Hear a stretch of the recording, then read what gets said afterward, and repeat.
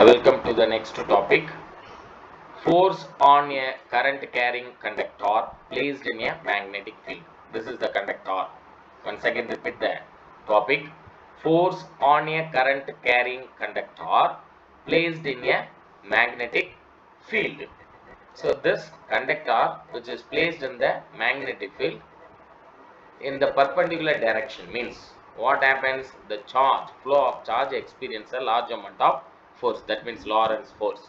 When a current carrying conductor is placed in the magnetic field, the force experienced by the wire is equal to the sum of Lorentz force on the individual charge carriers in the wire.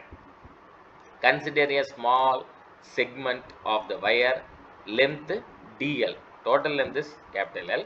Small length is dl. With cross section area A, capital A, and current I, as shown in the figure. The free electrons drifted to the direction of current. Drift opposite to the direction of current.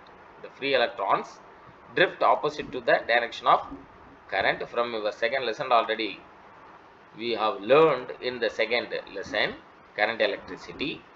The free electrons drift opposite to the direction of current. So the relation between current I and the magnitude of drift velocity Vd, refer unit 2 lesson.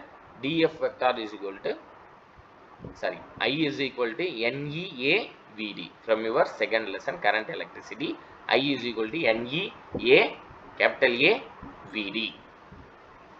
If the wire is kept in a magnetic field B vector, then average force experienced by the charge, here electron, charge is nothing but here electron, in the wire is. So what is the formula of the Lorentz force? Already we know this formula. F vector is equal to Q into Vd vector cross B vector. Here Q, charge is nothing but electron. That is why we can replace it as minus E. Q can be replaced as minus E. F vector is equal to minus E Vd vector cross B vector. Minus E is the electron, Vd is nothing but drift velocity, then B is nothing but magnetic force. Let n be the number of free electrons. Small n be the number of free electrons per unit volume. Therefore, small n is equal to capital N, number of electrons, free electrons divided by volume. So, capital N is equal to NV, small n into V. V means volume. Volume, what is the formula of volume? Volume is nothing but area into height. Here, height is represent dl. So, capital A into dl, where n is the number of free electrons in the small element of volume. V is equal to volume is equal to area into height. Here, height is nothing but dl. So, that is why capital A, area into dl is represent height. That means length of the small segment of wire. Hence, Lorentz force on the wire of length dl is the product of the number of the electrons. So, capital N is nothing but small n into V. V is nothing but ADL. So, small n into ADL, and the force acting on an electron dF vector is equal to minus ENA dl, minus ENA dl into Vd vector cross B vector. Here number of electrons is nothing but capital N into E. So that is why E minus E into capital N is represent N, small n, capital A into dl into Vd vector cross B vector. So the length dl is along the length of the wire, and hence the current element in the wire is I dl vector. I dl vector is equal to minus ENAVD vector into dl. So therefore the force on the wire can be written as dF vector into ideal vector cross B vector. That means here this term is considered as a ideal vector. Here ideal vector is equal to minus ENAVD vector into dl. That is why we obtained ideal vector cross B vector. The force in a straight current carrying conducting wire of the length L placed in the uniform magnetic field is, what is the force value? F vector is equal to IL vector cross B vector. Here the length of the wire can be replaced as L vector. So conducting full length. So F vector is equal to IL vector into B vector cross B vector in magnitude.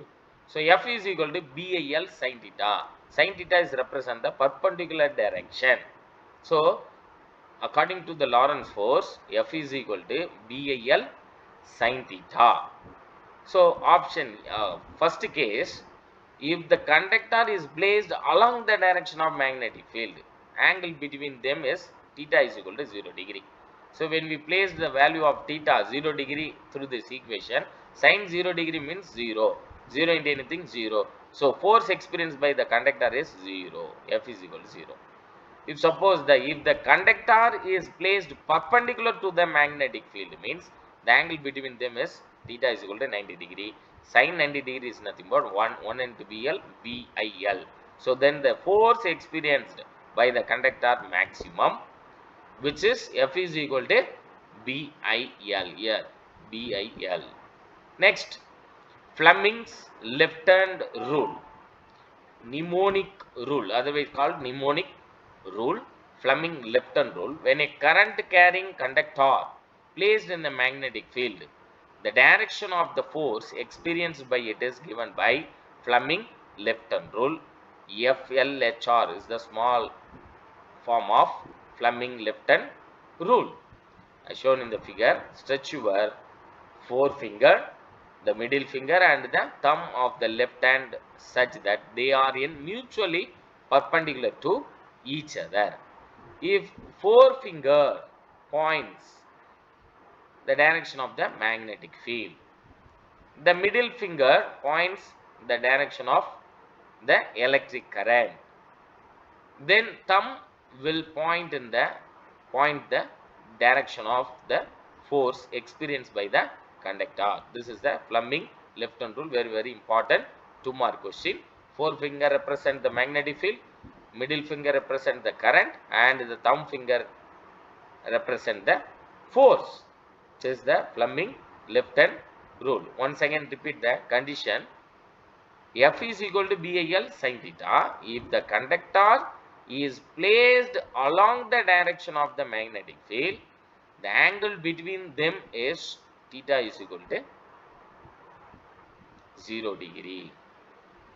Here, this angle. So conductor is placed along the direction of magnetic field means theta is equal to 0 degree. What happened? Sin 0 degree 0. 0 into anything 0. So F is equal to 0. That means the force experienced by the conductor is 0. Second case is if the conductor is placed perpendicular to the magnetic field, what happened? Theta is equal to 90 degree. Sin 90 degree is nothing but 1 into BIL. So force experienced by the conductor is maximum, which is F is equal to BIL. So according to the Lorentz force, when the charge moving perpendicular to the direction of magnetic field means it experiences the more amount of force, maximum force. If suppose the charge moving direction of the magnetic along the direction of the magnetic field means force is minimum. That means charge experience force is 0. Once again repeat the left hand rule. Stretch forefinger, middle finger and thumb finger. Forefinger is point out the direction of magnetic field. Then middle finger points the direction of current and the thumb finger will point the direction of force. This is a Fleming left hand rule. Thank you.